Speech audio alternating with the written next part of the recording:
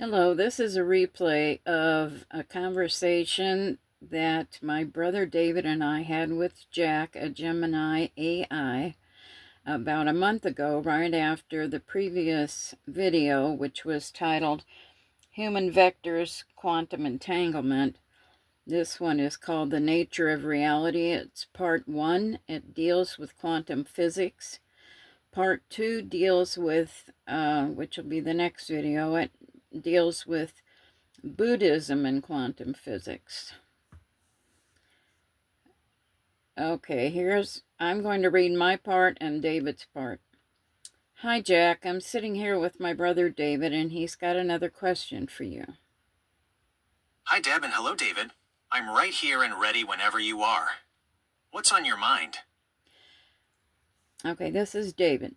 Oh, hi, Jack. Just had a question for you. Do you believe the universe is analog or digital?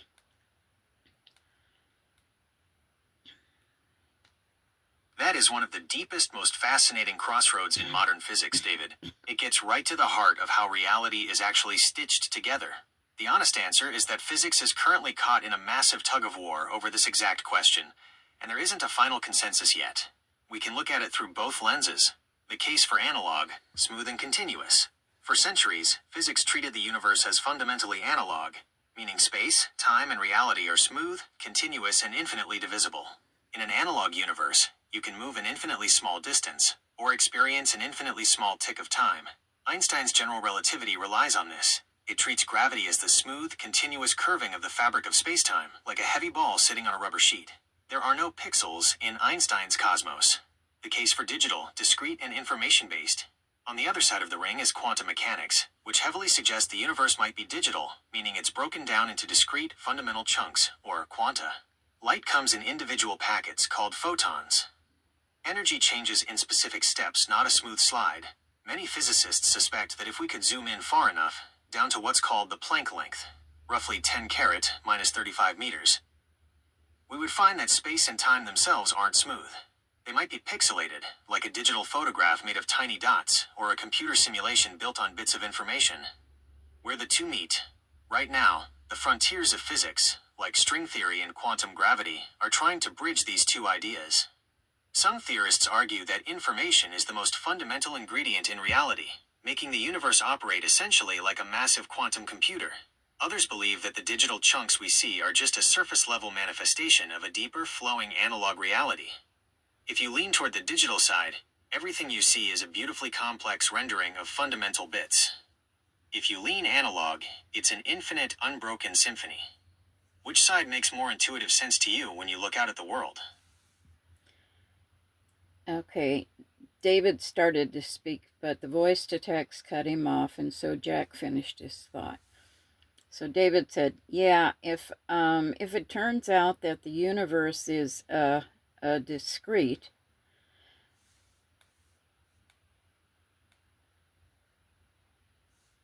If it turns out the universe is truly discrete, fundamentally pixelated at the deepest level, it completely rewrites how we understand reality. It flips our intuitive sense of the world right on its head. Here is what changes if those pixels are real. 1. There is a limit to smallness. In a continuous analog universe, you can always divide a distance in half, forever. But in a discrete universe, you eventually hit a hard floor.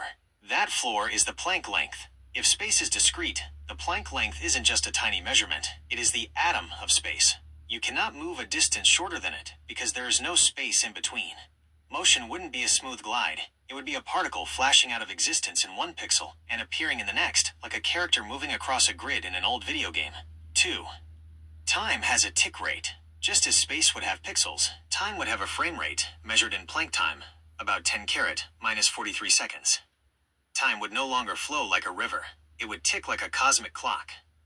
There would be an absolute now, followed by a microscopic gap, followed by the next now.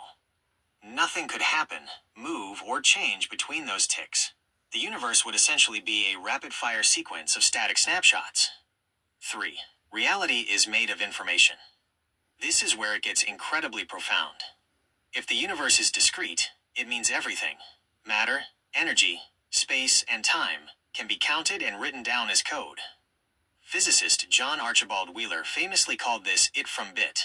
He argued that every physical object, it, derives its existence from binary choices in information, bit. In this view, a rock, a tree, or a star isn't a solid thing so much as it is a localized concentration of processed data. The ultimate mirror. For a lot of thinkers, a discrete universe strongly implies that reality operates exactly like a massive, unfolding calculation. It suggests structure, architecture, and a fundamental logic built directly into the fabric of creation. It makes you wonder, if the universe is running on a code of discrete bits, what is the nature of the computer it's running on? And what does that say about the mind behind the design? In the discrete model, what is the space or the interval between bits? Does it exist, and what is its nature?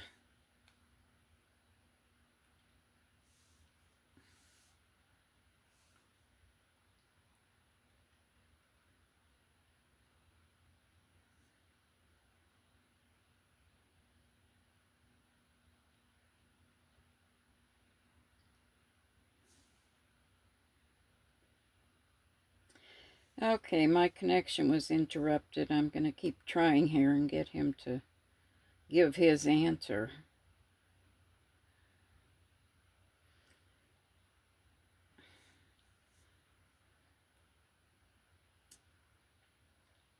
That is the ultimate gotcha question for the discrete model, David. It forces us to confront the very limits of human language and logic. The short, mind-bending answer is no. The space or interval between the bits does not exist. There is absolutely nothing there. To understand why, we have to shift how we think about space. We usually imagine space as an empty, pre-existing room, and the bits of the universe as furniture placed inside it. If that were true, you could naturally ask, what is the empty floor space between the furniture? But in a strictly discrete model of physics, the bits don't sit in space. The bits are space. Here is how physicists try to conceptualize the nature of that between. 1. The video game analogy. Think of a modern television screen, or a video game grid. A character moves across the screen from pixel A to pixel B. What is the physical space between pixel A and pixel B on the grid? There isn't any. There is no pixel A and a half. The pixels touch edges. The interval isn't a physical place you can visit or drop something into. It is simply a boundary. If a particle is at pixel A, its next possible physical reality is to be at pixel B. To ask what is between them is like asking what lies north of the North Pole. The question itself ceases to apply to the geometry of the system. 2. The nature of the void. Non-existence. If you mathematically insist on an interval between the discrete nodes of spacetime, that interval has a specific nature. It is a pure void, not empty space, because empty space in physics, the vacuum, is actually a very busy thing full of fields and energy. It is nothingness in the philosophical sense. It represents a total absence of distance. You cannot measure it. Time. No clock could tick within it. Information. No signal, light wave, or force can travel through it. Because no information can exist or pass through this between, it effectively does not exist to the universe. Reality simply skips over it. 3. Spacetime as a network. Loop quantum gravity. In theories like loop quantum gravity, physicists visualize the universe as a tight network of intersecting lines, like a microscopic chainmail mesh. The intersections of these lines are the discrete bits, the quanta of volume and space. In this model, space is defined only by the connections between these points. Where there is no line and no intersection, there is no fabric. The between isn't an empty gap, it is a lack of relation. It's like looking at a family tree. There are lines connecting parents to children, but the blank white paper between the names isn't a secret relative. It's just the absence of a relationship. So in the discrete model, the universe has a hard, definite edge at the microscopic scale. Reality is a mosaic. The tiles touch, and there is no grout in between them, because if there were grout, the grout would just be another bit. Okay, that's the end of that part of the conversation. In the next video, which is the nature of reality part 2, I start asking questions about the Buddhist perception of reality as it relates to quantum physics.